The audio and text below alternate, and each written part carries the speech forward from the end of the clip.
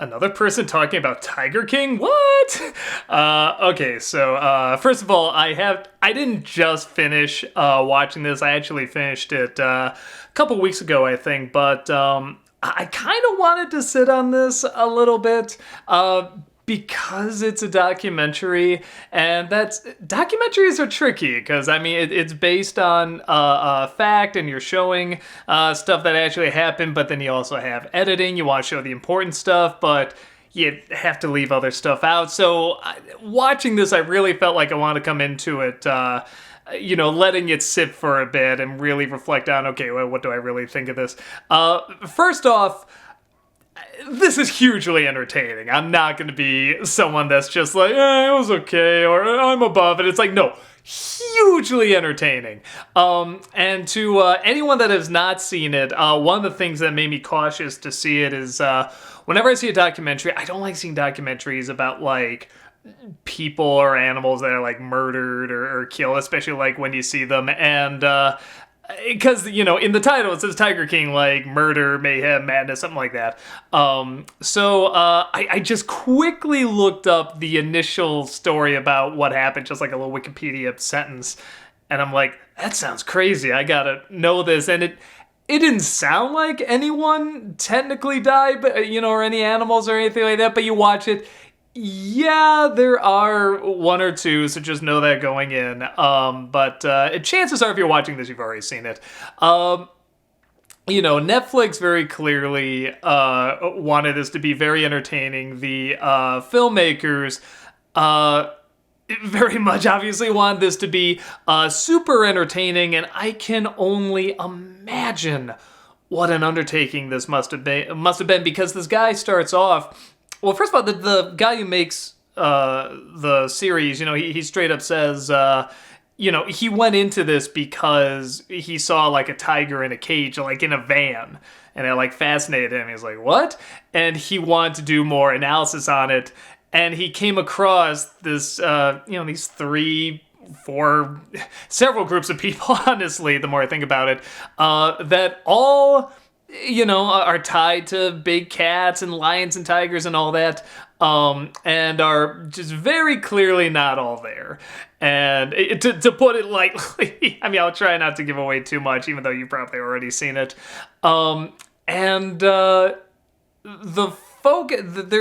one or two little issues I have with it, even though I am one of those people, like most of you, who couldn't wait to see the next episode, who couldn't wait to see what happens next and what we discover. That this was very engaging, very entertaining. I think on that aspect, it's very well done. And again, I can't imagine taking all this footage, everything that's happened, and try to put this into anything coherent. But the story starts off, this guy sees this tiger in a cage and says, I want to know more about this world. And it very much becomes about the people. Even, again, you could argue even the people that own these big cat places make it about them. It seems very much focused on that. And then only at the end and this is why I wanted to sit on it for a bit, I felt like at the end, suddenly they bring it back to the cats again, to the lions and tigers, and I'm just watching this like, is that what I was supposed to get out of this? And on the one hand, I was thinking, well, we got so distracted with this other story that, again, if I was in their shoes, I mean, it's like, I don't know what I would do. I would probably do the same thing. I mean, these people are just so bizarre and so out there and so full of themselves. How can you not kind of make it about them and then try to tie it in where this was supposed to be a documentary about big cats and the people that own them, and it really just became about the people that own them. And then at the end, they're saying, we should think about the animals. We should think about the treatment of animals.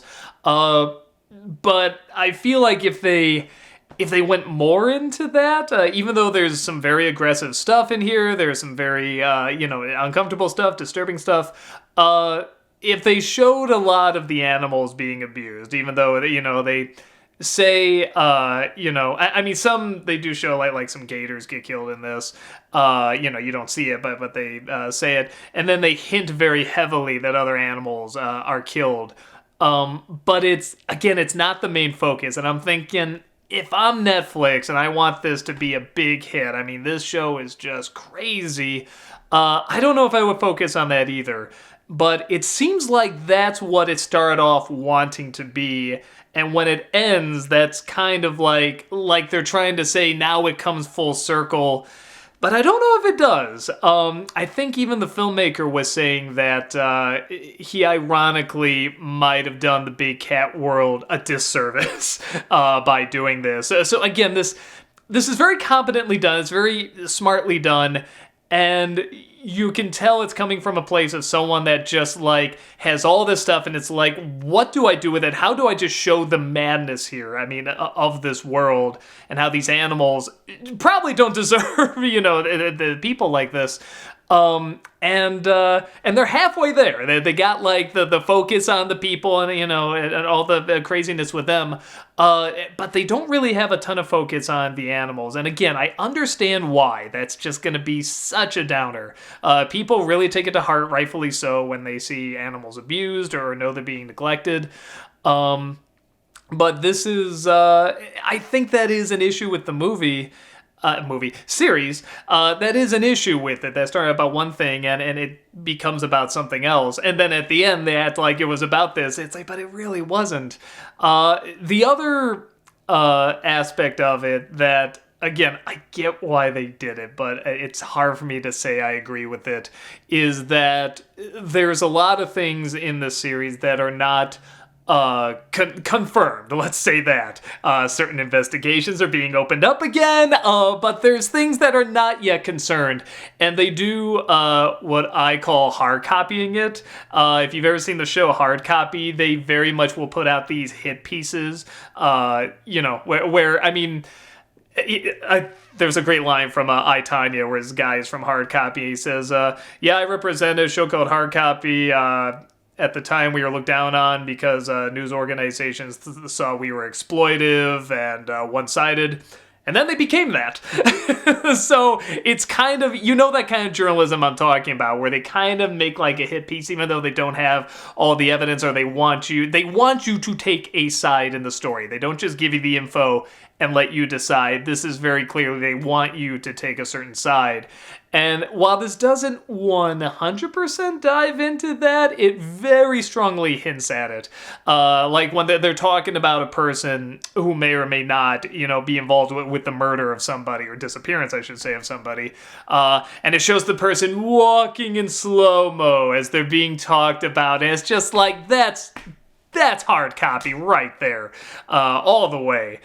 But with that said, too, I like that even though a lot of these people are, I was going to say made to look bad, but it doesn't look like they really need to be made to look that way. I mean, like, they just so naturally ooze, this strangeness from them.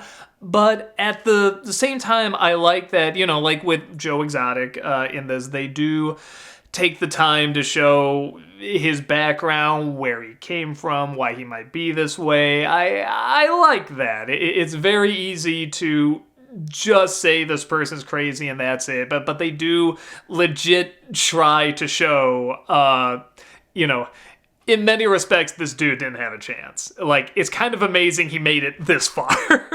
And with a lot of, actually not a lot, only a few, of the people, they do go a little bit into the backstories. And on the one hand, you can look at it and be, well, see, that's just proof that, these people be crazy. But it does show the tragedy of them, too. And what's interesting is that it seems like there's only one guy in the series who seems aware he was exploiting them and just didn't care. It was a guy who was trying to make a reality show out of him. I think he opens up the movie, just say everybody that owns, exotic animals and big cats, there's just something not right about them. So if you've seen this, you know what I'm talking about. And, it's one of those things where you kind of go, at least this dude, at least he knows it, at least he knows what he's doing. He's not trying to pretend to be anything else. but I don't know, from what I've seen in interviews, what I've seen from the filmmakers talking, particularly the director, I think they had a certain mission in mind, and it got understandably sidetracked because you could argue a much more interesting stories going on here. So does that make it good? Does that make this a good series? I think it makes it hugely entertaining. I think it's incredibly interesting. I would strongly advise doing more research if you're just like, well, this person is just that, or this person's the hero, this person's the villain, though granted, I've not heard any of that. I hear most people say that they're all nuts. But even the way the different big cat places are run, there are some major differences there. When I was watching it, I'm like, well, one's claiming to be a lot better than the other. They're both claiming to be better than the other, and it's like, but it kind of looks like they're just doing the same thing. There's not much variety. And when I did more research, I'm like, all right, there are some big differences here. Another example of, in my opinion, why this kind of got sidetracked from being about the cats is that one of the I don't know much about big cat. I don't know much about lions or tigers or anything like that. I was kind of hoping this would tell me more about them, because one of the things they talk about, one of the big cat owners is saying that you can't pet cubs. Like, that's abuse. And it's one of those things where I'm like, what? I didn't know that. Is that true? Is it? Isn't it? And I guess there's a lot of debate on it. But I mean, that was kind of like her big thing, was that, there's other stuff, clearly you can see, these animals being neglected, in several scenes. But the big thing was bringing the cubs out to be pet, like that's animal abuse. And I didn't understand why. And that was such a big part of her argument. And I wanted to understand that on both sides, so I could kind of come to my own decision. Like, well, okay, even though I'm not an expert on this, I'd like to understand, both sides, why one would see it is and why would see it wasn't. But it just got too focused on all these egos and all these people just in their strange worlds, which are fascinating. But like I said, it really kind of steers away from, I feel, what the focus of the series was supposed to be, and takes away, I don't want to say judgment, well, how do I judge this? But I think because most people watching this are not going to know much about big cats. I certainly don't. So I want to know more about that world than I do these people. And even though the people are fascinating, I would have liked a little bit more of a mix in there.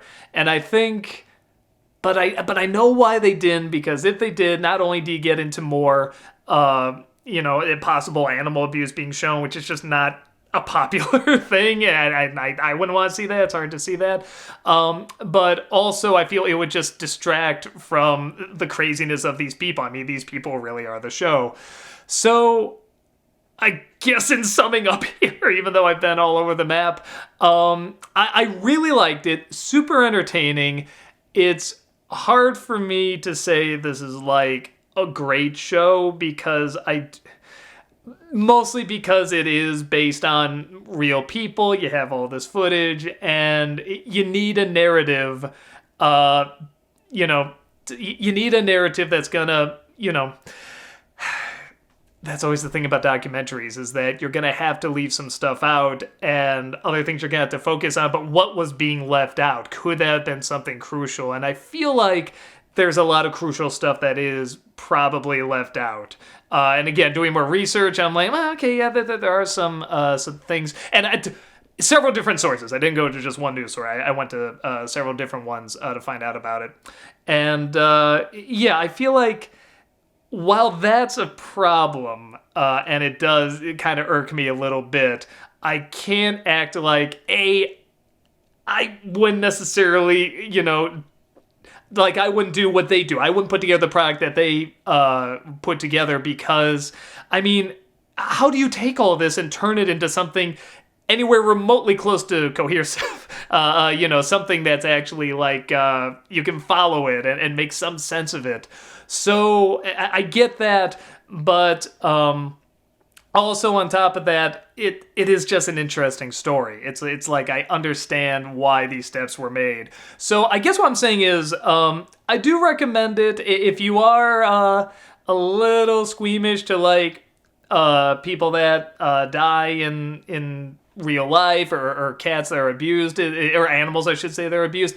It is in there. It is not focused heavily on, which again, you could argue is a pro or a con, but I would say it's not a major element. Like, I watched it okay. I watched it not wanting to see animals get abused, not wanting to see people get murdered or killed or whatever.